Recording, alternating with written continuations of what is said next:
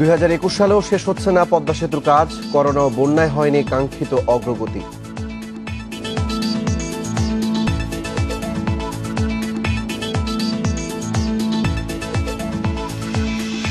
Casino কাণ্ডে 32 মামলা, 22টির chargesheet, দ্রুত কাজ শেষ হবে দাবি র্যাব সিআইডি।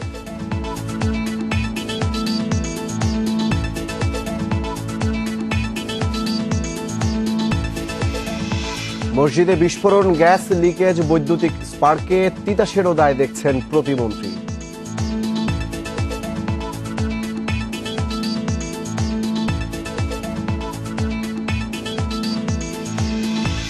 নিত্যপণ্যের দামে ভোক্তার নাভিশ্বাস, সংকট তৈরি করে মুনাফা লুটছে অসাধু ব্যবসায়ীরা।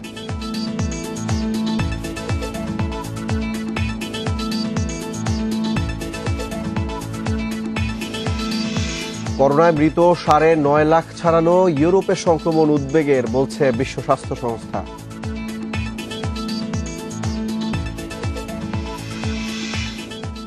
স্বাগত ইন্ডিপেন্ডেন্ট সংবাদে শিরোনাম শুনছিলেন, এবার পুরো খবর। 2021 সালেও শেষ হচ্ছে না পদ্মা সেতুর কাজ, করোনা ভাইরাস ও বন্যার কারণে কাঙ্ক্ষিত মাত্রায় হয়নি কাজের অগ্রগতি। তাই 2022 সালে এই মেগা প্রকল্প শেষ হবে বলে আশা করা হচ্ছে। তবে সেতু চালু হলে অর্থনীতিতে আসবে নতুন গতি, পাল্টে যাবে দক্ষিণ পশ্চিমাঞ্চলের 25 জেলার মানুষের জীবনমান। দক্ষিণ আমেরিকার আমাজনের পর সবচেয়ে খরস্রোতা নদী পদ্মা, পানি প্রবাহের দিক থেকেও বিশ্বে দ্বিতীয়। ভরা বর্ষায় স্রোতের গতিবেগ প্রতি সেকেন্ডে 4 থেকে 5 মিটার। তীব্র এই স্রোত মোকাবেলা করে নৌযান চলাচল বেশ কঠিন।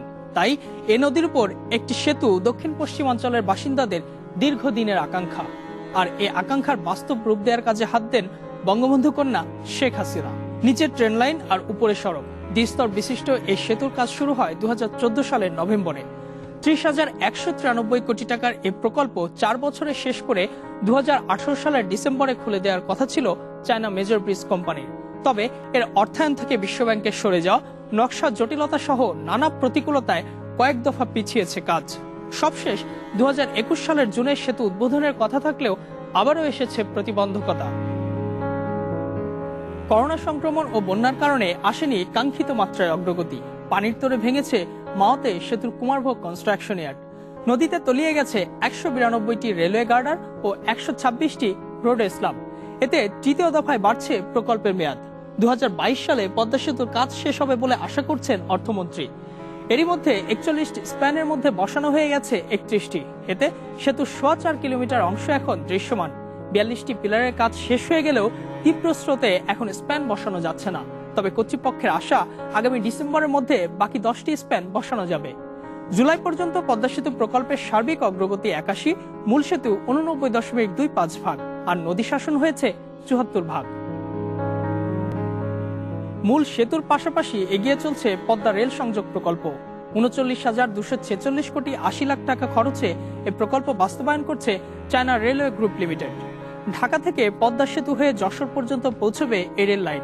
শুরুতে পরিকল্পনা ছিল সেতু চালুর দিন থেকেই সড়কের পাশাপাশি চলবে ট্রেন।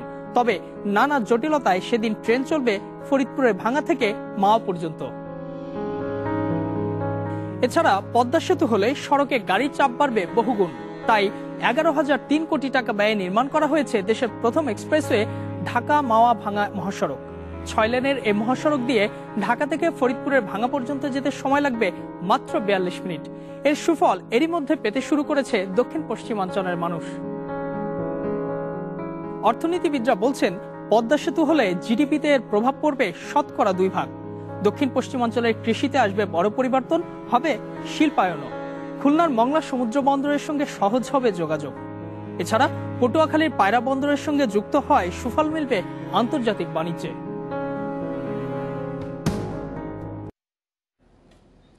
ক্যাসিনো বিরোধী অভিযানের 1 বছর আজ। টানা 3 মাস ধরে চলা 49টি অভিযানে জি.কে. শামীম, সম্রাট সহ সারা দেশে গ্রেপ্তার হন 275 জন। নানা অভিযোগে মামলা হয় 32টি। এর মধ্যে তদন্ত শেষে অভিযোগপত্র দেয়া হয়েছে 22টির। বাকিগুলোর কাজও শিগগিরই শেষ হবে জানিয়েছে র্যাব ও সিআইডি। সে তৎপরতা দৃশ্যমান না থাকার প্রশ্নে র্যাব বলছে, এখনো সুনির্দিষ্ট তথ্যে অভিযান চলছে। 2019-এর 17 সেপ্টেম্বর ফকিরাপুলের ইয়ং মেন্স ক্লাবে অভিযানের মধ্য দিয়ে শুরু হয় ক্যাসিনো বিরোধী অভিযান। সংশ্লিষ্টতার অভিযোগে গুলশান থেকে গ্রেপ্তার হন তখনকার যুবলীগের ঢাকা মহানগর দক্ষিণের সাংগঠনিক সম্পাদক খালেদ মাহমুদ ভুইয়া। 6 অক্টোবর গ্রেপ্তার করা হয় ইসমাইল হোসেন চৌধুরী সম্রাটকে। এর পরপরই তাকে ঢাকা মহানগর দক্ষিণের সভাপতি পদ থেকে বহিষ্কার করে যুবলীগ। প্রায় 3 মাসের সে শুদ্ধি অভিযানে ঢাকার 8টি ক্লাব ও চট্টগ্রামের 3টি ক্লাব সিলগালা করা হয়। বিপুল জুয়ার সরঞ্জাম, মাদক ও নগদ টাকা জব্দ করে র্যাব পুলিশের যৌথ বাহিনী। এতে 32টি মামলা হয় মাদক, মানি লন্ডারিং ও অস্ত্র আইনে।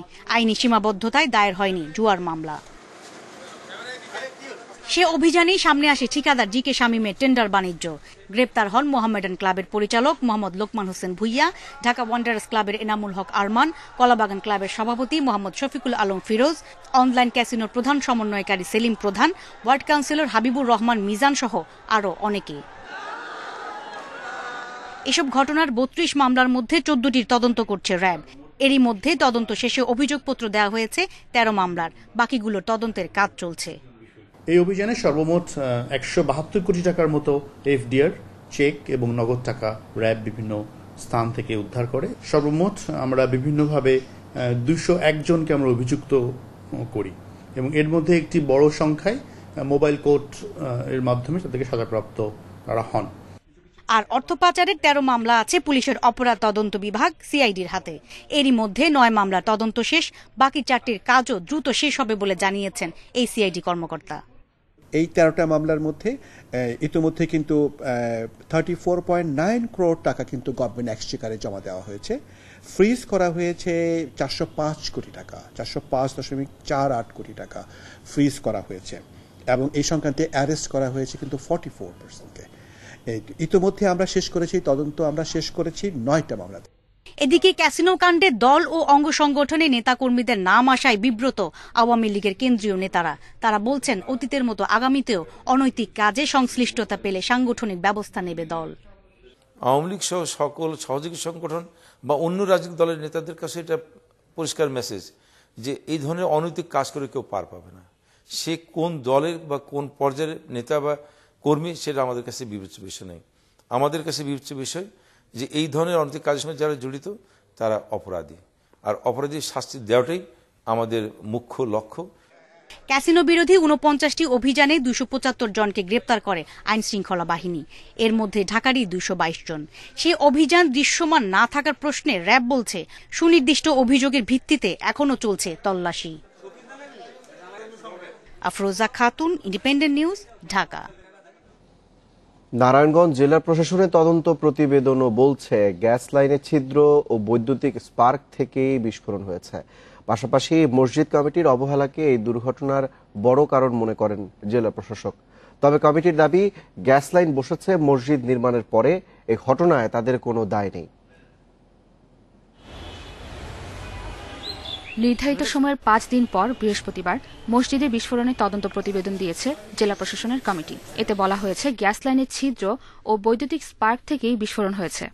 গ্যাসের মূল কারণ আপনাদের বৈদ্যুতিক, যেহেতু কারেন্ট চলে গেছিল, কারেন্ট আসছে, আবার বৈদ্যুতিক লাইনে কিছু ত্রুটি থাকতে পারে, এটা একটা বিষয় আছে। রাস্তা যারা সংস্কার করেছে, রাজক যারা ছিল, প্রত্যেকেরই আসলে প্রত্যেকের জায়গা থেকে কিছু কিছু ল্যাকিংস আছে। প্রতিবেদন হাতে পেয়ে জেলা প্রশাসক বলছেন এসবের বাইরেও মসজিদ কমিটির অবহেলা এই দুর্ঘটনার বড় কারণ। মসজিদ কমিটি যে বিভিন্ন সময় তাদের অবহেলা ছিল সেগুলোও এই তদন্তের বিভিন্ন পর্যায়ে তাদের রিপোর্টে নাকি আসছে। আমরা বিশ্বাস করি এই যে বিষয়গুলো এর বাইরেও যাদের ছোটখাটো বিষয়, হয়তো পুরো অনেক বড় তদন্ত রিপোর্ট দেখেছেন, হয়তো বিভিন্ন বিষয়গুলো আছে, সেইগুলো যার যাদের দায়িত্ব সেই জায়গায় কাজ। তবে মসজিদ কমিটির সভাপতির দাবি, মসজিদ নির্মাণ হয়েছে গ্যাস সংযোগ স্থাপনের আগে। গাফিলতির অভিযোগও অস্বীকার করেন তারা। তবে মসজিদ টুসে আগে, তিতাস লাইন গেছে পরে, কিভাবে আমরা তাদের গ্যাসের উপরে আমরা নির্মাণ করছি, এটি হলো আমার প্রশ্ন। এই যে মসজিদে পিলার তোল হয়েছে তাদের উপরে, এগুলি সব মিথ্যা আশ্রয় নিতেছে তারা বাঁচার জন্য, তিতাস বাঁচার জন্য। এদিকে মসজিদ কমিটি গঠনের নীতিমালা, বিদ্যুৎ ও গ্যাস সংযোগ স্থাপনের ডিজিটাল ম্যাপ সহ 18টি সুপারিশও করা হয়েছে জেলা প্রশাসনের তদন্ত প্রতিবেদনে। Independent news desk.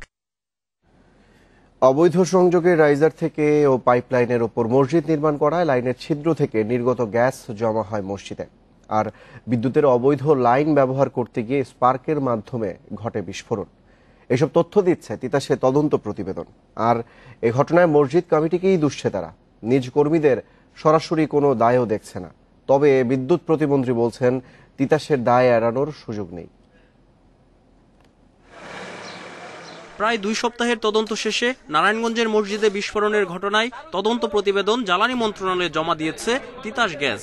প্রতিবেদনে বিস্ফোরণের জন্য 2 গ্রাহক ও মসজিদ কমিটির উপর দায় চাপাচ্ছে তদন্ত কমিটি।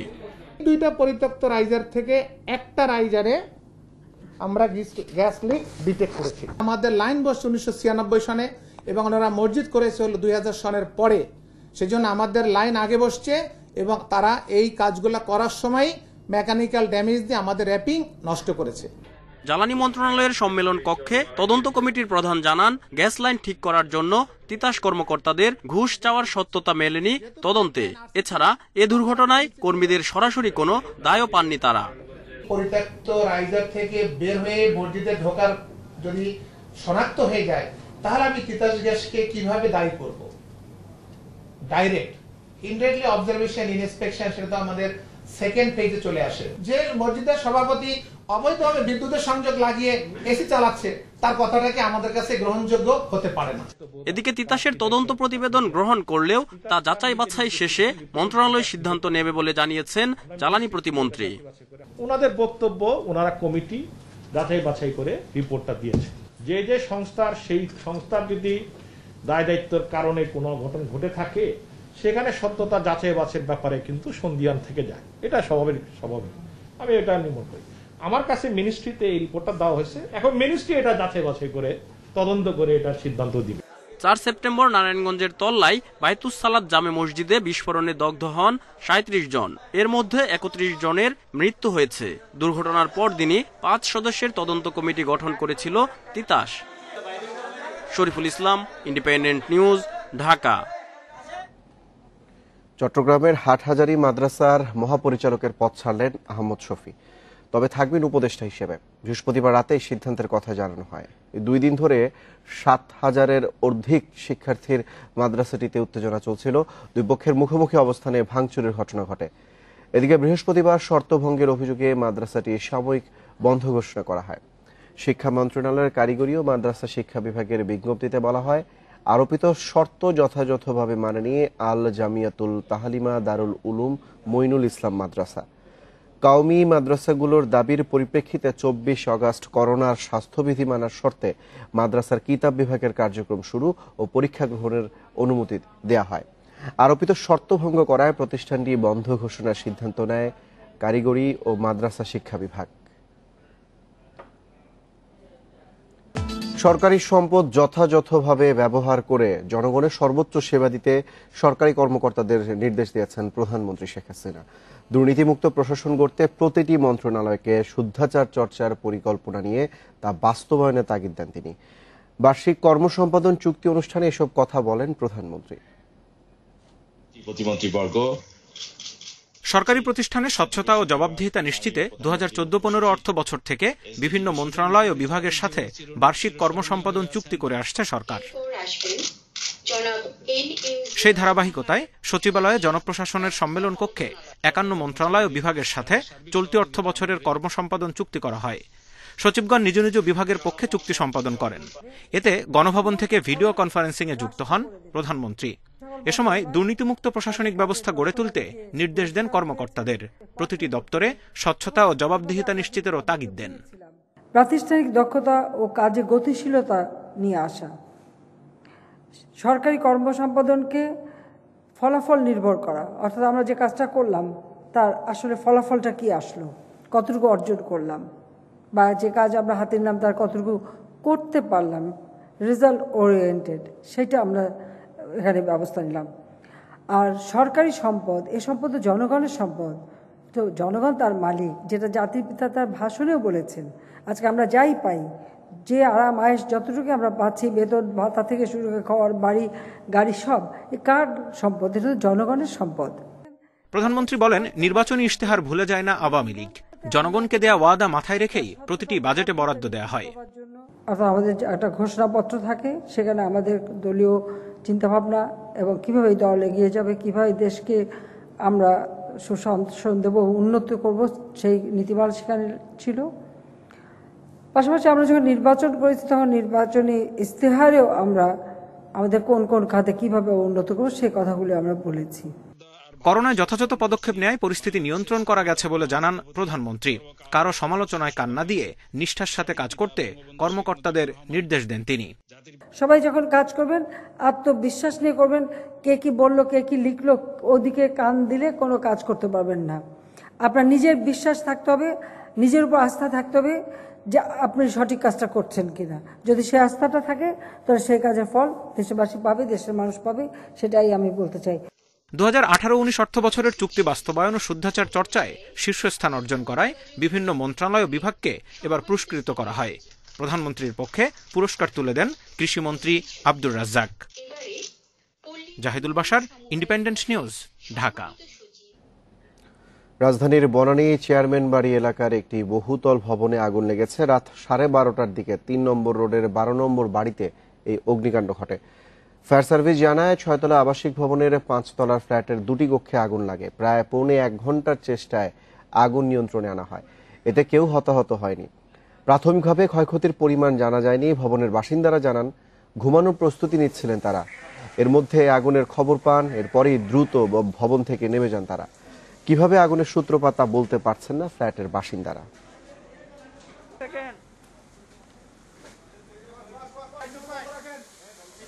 যেই ফ্ল্যাটে আগুন লেগেছে তার উপরের ফ্ল্যাটে, তো আমাদের দেখলাম হঠাৎ করে কালো ধোঁয়া, পুরা ঘর অন্ধকার হয়ে যাচ্ছে। তো বুঝতে পারছি আগুন লাগছে কোথাও। ঘটনা শুধু ধোঁয়াই দেখছি আমরা, অ্যাকচুয়ালি কিছু জানি না আমরা, শুধু ধোঁয়া দেখছি আর কিছু না। আগুনটা তো যেটা দেখতে পাচ্ছি আমরা যে বসতঘর থেকে আগুন লেগেছে, তো অ্যাকচুয়ালি আগুনের কারণটা কি এখন আমরা খুঁজে পাচ্ছি না। তো আমরা আগুন নির্বাপনের শেষে দেখে আমরা জানাইতে পারবো যে আগুনটা কি। কখনো পেঁয়াজ, কখনো চাল, কখনো বা তেল ডাল, বছর জুড়েই ঊর্ধ্বমুখী কোনো না কোনো কৃষি পণ্যের দাম। সরবরাহ সংকটের অজুহাতে অস্বাভাবিক মুনাফা করেন এক শ্রেণীর ব্যবসায়ী, আর নাভিশ্বাস হয় ভোক্তার। বিশ্লেষকরা বলছেন আধুনিক সরবরাহ ব্যবস্থা, উন্নত বাজার ব্যবস্থাপনার অভাবে বারবার বিব্রতকর অবস্থায় পড়ছে সরকার। 17 সেপ্টেম্বর বৃহস্পতিবার ঢাকার শ্যামবাজারে দেশি পেঁয়াজের পাইকারি দাম 70 থেকে 75 টাকা কেজি। একই সময়ে কারওয়ান বাজারে সেই দেশি পেঁয়াজের দাম 80 থেকে 90 টাকা। দুই বাজারে ভারত থেকে আনা পেঁয়াজের দামেও অন্তত 5 টাকার পার্থক্য, খুচরায় তা আরও বেশি। দুই বাজারের পাইকারি ব্যবসায়ীদের দাবি, মোকামের বেঁধে দেয়া দামে সামান্য কমিশনে পেঁয়াজ বিক্রি করছেন তারা। 80-82 টাকা বেচতেছে অন্য দোকানে, ওটা হলো ফরিদপুরি হাইব্রিড, আর আমাদের এটা হলো 90 টাকা কেজি আপনার অরিজিনাল দেশি পেঁয়াজ। এই কারণে আমাদের এটা 90 টাকা কেজি। সবচেয়ে ভালো পেঁয়াজ যেটা আছে এটা আমরা এখনো 75 টাকা কিন্তু, যদিও যারা ব্যাপারী এরা এখনো রেট দিয়ে রাখছে যে 80 টাকা নিচে বিক্রি করে না, কিন্তু আমরা 70 থেকে 75 টাকার মধ্যে বিক্রি করতেছি। কৃষকরা মনে করছে গত বছর যেমন 200-250 টাকা কেজি বিক্রি করছে, এই বছরে হয়তো রেখে দিলে 200-250 টাকা কেজি বিক্রি করতে পারবো, এই আশায় কৃষকরা পেঁয়াজ বিক্রি করতেছে না। এমন বক্তব্যে ব্যবসায়ীরা দায় সারলেও ভোক্তা নিরুপায়। গত সপ্তাহে যেটা পেঁয়াজ কিনতে এসে আমি কিনছি 250 টাকা, মানে সেটা 450 টাকা 500 টাকা। আমাদের মতো যারা মধ্যবিত্ত আছে তাদের জন্য অনেক, মধ্যবিত্ত নিম্নবিত্ত এদের জন্য অনেক সমস্যা হচ্ছে। গত বছর পেঁয়াজের কেজি ছয় 300 টাকার মাইল ফলক, এবারও সে পথেই এগোচ্ছে বাজার। তবে বারবার কেন তৈরি হচ্ছে এমন পরিস্থিতি? বিশেষ করে সংকটময় সময়ে কারসাজি করেও দাম বাড়ে। যেমন পেঁয়াজের দাম, সরবরাহ সংকটের কারণে ব্যবসায়ীদের অতি মুনাফা লাভের চেষ্টায় এবং কিছু ক্রেতার আতঙ্কগ্রস্ত হয়ে অতিরিক্ত পেঁয়াজ ক্রয় করায়। কৃষি অর্থনীতিবিদরা বলছেন আধুনিক সরবরাহ ব্যবস্থা না থাকায় নিত্যপণ্যের অস্বাভাবিক দাম বাড়ানোর সুযোগ পাচ্ছে ব্যবসায়ীরা। কৃষি পণ্য মজুদে কোল্ড স্টোরেজ করা ও খাদ্য প্রক্রিয়াকরণে বেসরকারি বিনিয়োগ উৎসাহিতের তাগিদও তাদের। যেটা আধুনিক সাপ্লাই চেইন ব্যবস্থাটা আমাদের দেশে এখনো গড়ে ওঠেনি। বিশেষ করে আপনি যদি এই যে এগুলো পেরিশেবল কমোডিটির কথা বলেন, তা আমাদের এখানে ফ্রিজিং ভ্যান নেই বললেই চলে। স্পেশালাইজড কোনো কোল্ড স্টোরেজ এখনো পর্যন্ত দেশে করতে পারিনি। এবং এই জায়গায় বিশেষ করে আমি আরেকটা জিনিস বলব, প্রক্রিয়াজাতকরণ বা প্রসেসিং ভ্যালু, আমার অ্যাডিশন, এগুলো ক্ষেত্রে কিন্তু আমাদের দেশে বিনিয়োগ খুবই কম। বিশ্লেষকেরা আরো বলছেন আমদানি পরিকল্পনায় দুর্বলতা, মজুদ বিরোধী আইন প্রয়োগের অভাব ও বাজার তদারকিতে দুর্বলতার সুযোগ নিচ্ছেন ব্যবসায়ীরা। Ruhul Amin, independent news, Dhaka. হিলি স্থলবন্দরে আটকে রয়েছে প্রায় 200-র বেশি পেঁয়াজের ট্রাক। প্রায় 5-6 দিন আটকে থাকায় পেঁয়াজ পচে যাওয়ার আশঙ্কা রয়েছে। এ নিয়ে আরো জানাতে হিলি থেকে যোগ দিয়েছেন সহকর্মী সাজ্জাদ হোসেন। সাজ্জাদ, আজ তো স্থলবন্দরগুলোতে পণ্য ওঠানামা বন্ধ, একটু জানতে চাই হিলিতে কি পরিমাণে পেঁয়াজের ট্রাক আটকা রয়েছে, সেগুলো আজকে কি দেশে ঢুকতে পারে বলে কোনো তথ্য কি রয়েছে আপনার কাছে?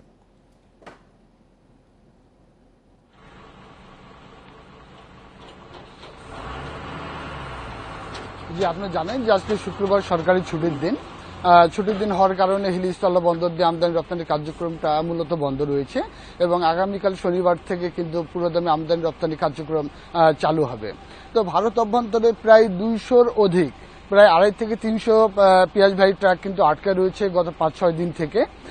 তো আমি ব্যবসায়ীদের কাছে জানতে চেয়েছিলাম যে আসলে পেঁয়াজের গাড়িগুলো বাংলাদেশে প্রবেশের সম্ভাবনা কেমন। তো তারা আমাকে জানিয়েছেন যে সোমবার ভারত সরকার পূর্ব ঘোষণা ছাড়া তারা কিন্তু পেঁয়াজ রপ্তানি বন্ধ করে দেয় এবং ঠিক একদিন পরে মঙ্গলবার তারা মৌখিকভাবে আবার জানিয়ে দেয় যে ভারত অভ্যন্তরে যেসব পেঁয়াজের গাড়ি আটকে রয়েছে সেসব বাংলাদেশে রপ্তানি করা হবে। তারপরে কিন্তু বুধবারে আমরা দেখেছি যে ব্যবসায়ীরা একটা প্রস্তুতি নিয়েছিলেন সেসব পেঁয়াজ আমদানি করার জন্য, কিন্তু সেদেশে কাস্টমসের ভারতের লিখিত কোনো পরিপত্র বা চিঠি না আসার কারণে কিন্তু ভারতীয় ব্যবসায়ীরা সে পেঁয়াজটা তারা রপ্তানি করতে পারেনি বুধবারে।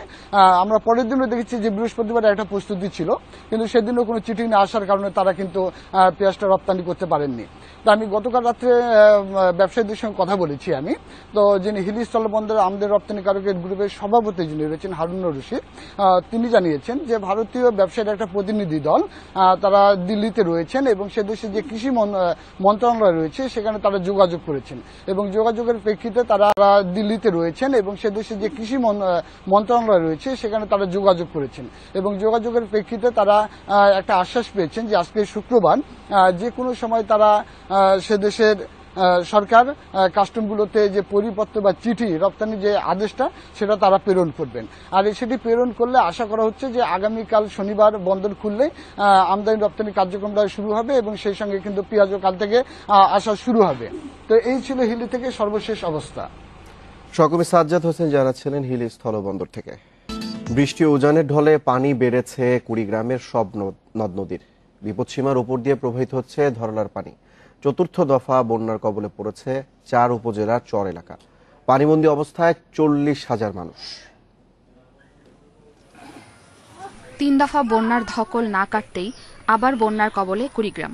টানা 2 দিনের বৃষ্টিতে সদর, রাজারহাট, ফুলবাড়ী ও উলিপুর উপজেলার অন্তত 50টি চর এলাকায় দেখা দিয়েছে প্লাবন। বুধবার পানির তোড়ে সারডোবা বন্যা নিয়ন্ত্রণ বাঁধের 30 মিটার অংশ ভেঙে যাওয়ায় পানি ঢুকেছে নতুন নতুন এলাকায়। ডুবে গেছে কয়েকশো হেক্টর আমনের ক্ষেত, পানি উঠেছে রাস্তাঘাট ও বাড়িঘরে। মানুষের গরু ছাগল মানুষ কোথায় যায় কোথায় না যায় হুলেস্তুর কাহিনী।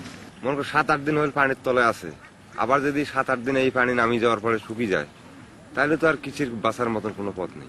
এইবার নিয়ে পানি আমার এখানে 8 বার পানি আসলো গেল, এইরকম করে এই রাস্তাঘাট সিঁড়ি টিড়ি সারকার হয়ে গেছে। এখন সব বাড়ি থেকে বাইরে হওয়ার মতন কোনো আমার পথ নেই। পানি উন্নয়ন বোর্ড বলছে বৃষ্টি কমলেই নদীর পানি বিপদসীমা থেকে নামবে, তবে প্লাবিত এলাকাগুলো থেকে পানি নামতে লাগবে আরো কয়েকদিন। বৃষ্টির পরিমাণটা কমা শুরু হয়েছে, আশা করি হয়তো কালকে থেকে কমার ইয়েটা আরো কমে যাবে। তখন এই পরিস্থিতি যেটা পানি যেটা বিপদসীমা ক্রস করছে এটা হয়তো আস্তে আস্তে কমা শুরু করবে। আর পাশাপাশি এখন আমাদের ব্রহ্মপুত্র এবং যেটা তিস্তা এগুলোতে পানি এখনো বিপদসীমা অনেকটা নিচে আছে এবং আমরা আশা করতেছি যে এগুলো তো বিপদসীমা ক্রস করবে না। এদিকে ধরলা ও তিস্তার ভাঙনের মুখে ঝুঁকিতে পড়েছে সদর উপজেলার মোঘলবাসা এলাকার বাঁধ। বজরা, থেতরাই ও গুনাইগাছ এলাকায় বিলীন হচ্ছে বাড়িঘর ও আবাদি জমি। Independent news desk. এদিকে 2 দিনের বৃষ্টি ও উজানের ঢলে নতুন করে বন্যা দেখা দিয়েছে শেরপুরেও। বৃহস্পতিবার মহারশী নদীর পানি বিপদসীমার উপর দিয়ে প্রবাহিত হওয়ায় প্লাবিত হয় ঝিনাইগাতির 3টি ইউনিয়ন।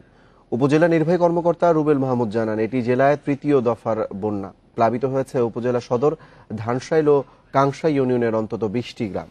এসব এলাকার কয়েকশো মানুষ এখন পানিবন্দী। তলিয়ে গেছে শত শত একর আমনের ক্ষেত, রাস্তাঘাট, ভেসে গেছে পুকুরের মাছ। ঝিনাইগাতি উপজেলা পরিষদ ও বাজারে ঢুকেছে পানি। ক্ষতিগ্রস্তদের তালিকা তৈরির নির্দেশ দিয়েছেন ইউএনও। একাদশ শ্রেণীতে অনলাইনে ক্লাস শুরু হবে অক্টোবরের প্রথম সপ্তাহে। যেসব কলেজে সক্ষমতা রয়েছে তাদের প্রস্তুতি নেওয়ার নির্দেশনা দিচ্ছে শিক্ষা বোর্ড। ভর্তিতে অতিরিক্ত অর্থ যারা আদায় করছে তাদের বিরুদ্ধে কঠোর ব্যবস্থা নেওয়ার হুঁশিয়ারি বোর্ডের। করোনার কারণে এবার এসএসসি পরীক্ষার ফল প্রকাশে দেরি হয়, সেই সঙ্গে ভর্তি কার্যক্রমও নির্দিষ্ট সময়ে শুরু করা যায়নি। দেরিতে হলেও কলেজে ভর্তি হতে পেরে খুশি শিক্ষার্থীরা। এখন চিন্তা ক্লাস নিয়ে। অনেক দিন পরে আমাদের ভর্তি হচ্ছে, কিন্তু আমাদের এটা অনেক আগে হওয়ার কথা ছিল, সো ভালো লাগছে।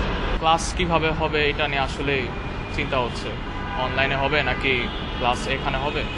বোর্ড বলছে করোনার কারণে শ্রেণীকক্ষে ক্লাস শুরু হওয়া নিয়ে অনিশ্চয়তা রয়েছে, তাই অনলাইনে ক্লাস নেয়ার জন্য কলেজগুলোকে বলা হচ্ছে যেসব কলেজের অনলাইনে ক্লাস নেয়ার সামর্থ্য নেই সেখানকার শিক্ষার্থীরাও এসব ক্লাস লেকচার দেখতে পারবেন।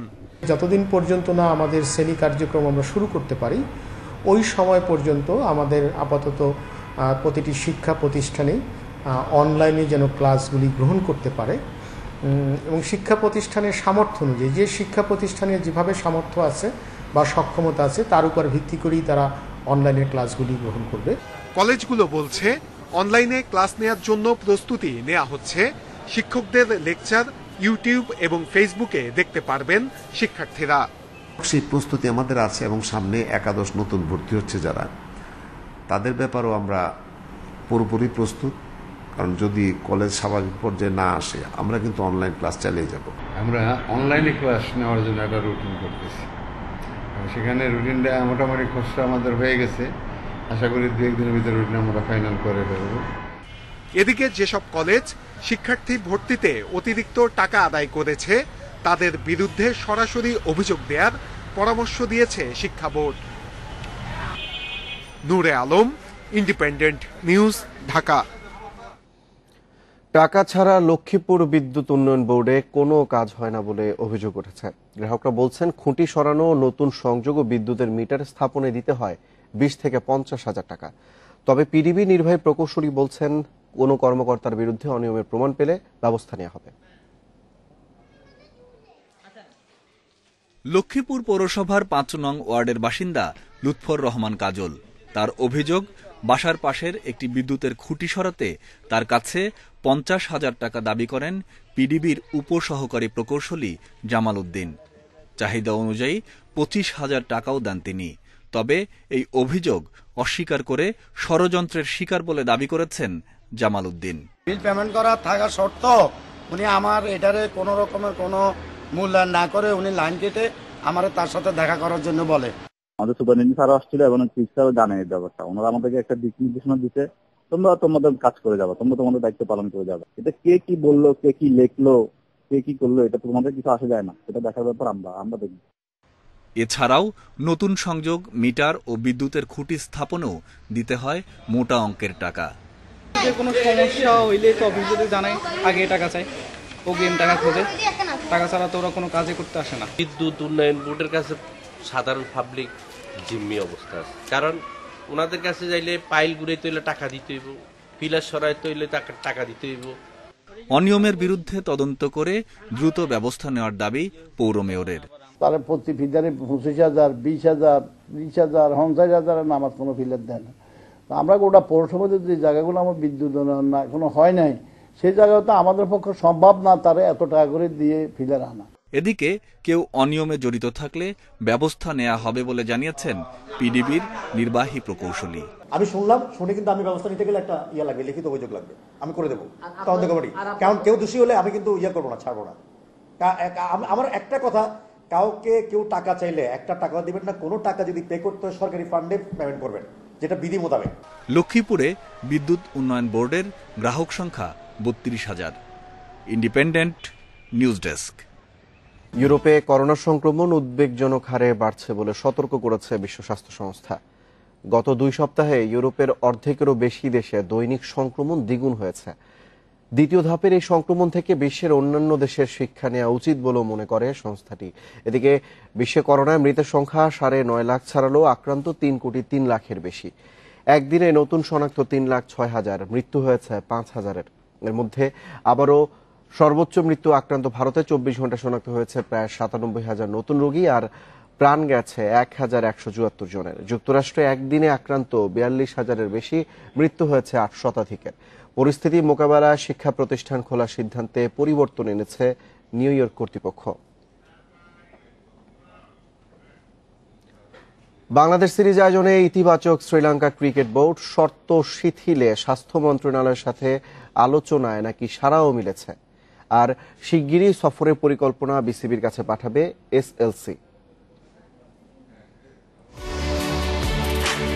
শর্তের বেড়াজালে ঝুলে আছে শ্রীলঙ্কা সফরের ভাগ্য। কোয়ারেন্টিন ইস্যু সহ নানা বিধিনিষেধ মেনে দল পাঠাতে রাজি নয় বিসিবি। বল ঠেলে দিয়েছে লঙ্কান বোর্ডের কোর্টে। এসএলসিও কড়া কথায় নড়ে বসেছে।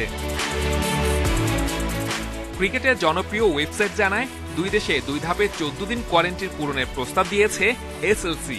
যদিও সেই প্রস্তাবে শ্রীলঙ্কা স্বাস্থ্য মন্ত্রণালয় কিংবা বিসিবি কারো সম্মতি মেলেনি এখনো। দেশে 7 দিনের কোয়ারেন্টিন পর্ব শেষে আন্তর্জাতিক ভ্রমণে বায়োসিকিউর বাবল বজায় রাখা কঠিন। এ কারণে লঙ্কান বোর্ডের নতুন প্রস্তাব কতটা যৌক্তিক তা নিয়ে প্রশ্ন আসতে পারে। এসবই এখন আলোচনার টেবিলে।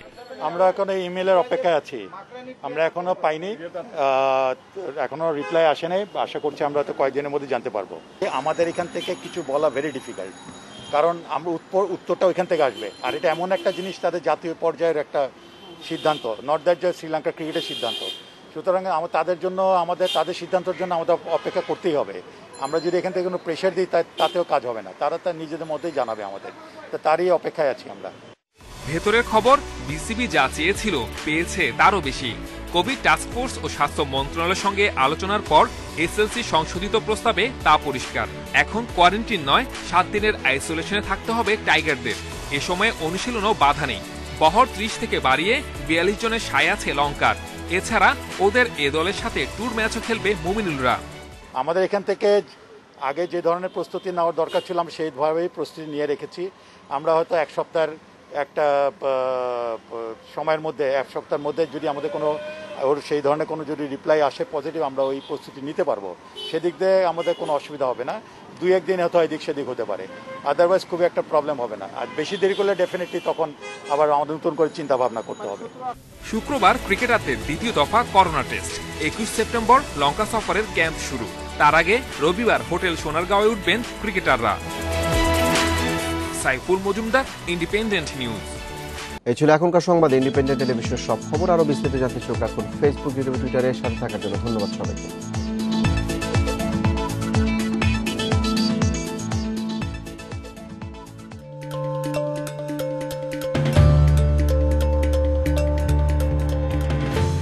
আকাশ কিনে প্রতি সপ্তাহে জিতে নিন 55 ইঞ্চি 4K UHD টিভি সহ মোট 20টি টিভি। বিস্তারিত জানতে ডায়াল করুন 16442।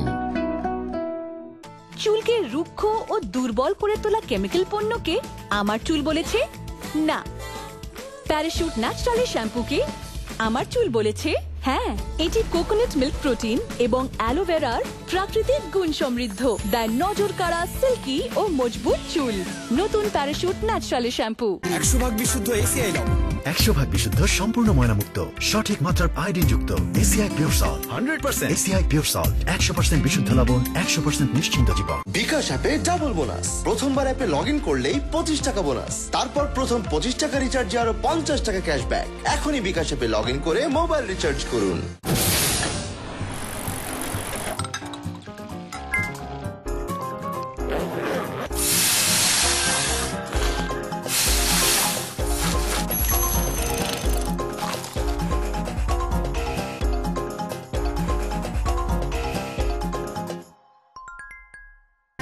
বিশুদ্ধ এসিআই লবণ, 100% বিশুদ্ধ সম্পূর্ণ ময়নামুক্ত, সঠিক মাত্রার আয়োডিন যুক্ত ACI pure salt. 100% ACI pure salt, 100% বিশুদ্ধ লবণ, 100% নিশ্চিন্ত জীবন। বাবা, বিদ্যুৎ গ্যাস পানি বিলগুলো দাও তো। কেন? আমি নাকি বাসা কোনো কাজই করি না, বিকাশ অ্যাকাউন্ট খুলেছি, এক্ষুনি সব বিল দিয়ে দেবো। ও আচ্ছা, ভেবেছিস আমি জানি না। মানে বিল বিকাশ করলে তো 100% ক্যাশব্যাক। এখন বিকাশ দিয়ে পে বিল করলেই 100% ক্যাশব্যাক, প্রতি ঘন্টায় প্রথম 5 জন। পরের ঘন্টা ইন্টারনেট বিলটা তুই বিকাশ করিস।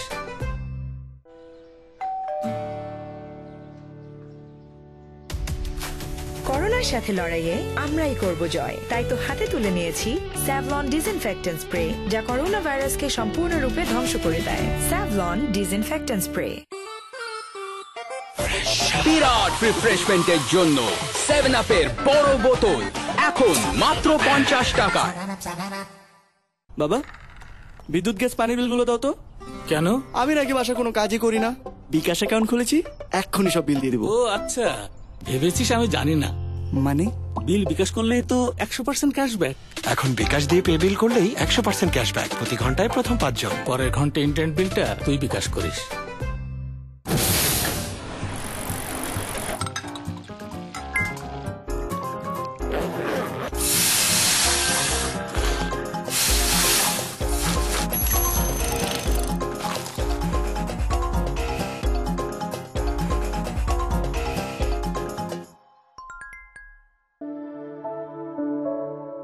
জীবনে প্রতিদিন প্রতি মুহূর্তে জীবাণুমুক্ত থাকার কন্ট্রোল হাতে রাখি বলেই আমরা নিশ্চিন্ত।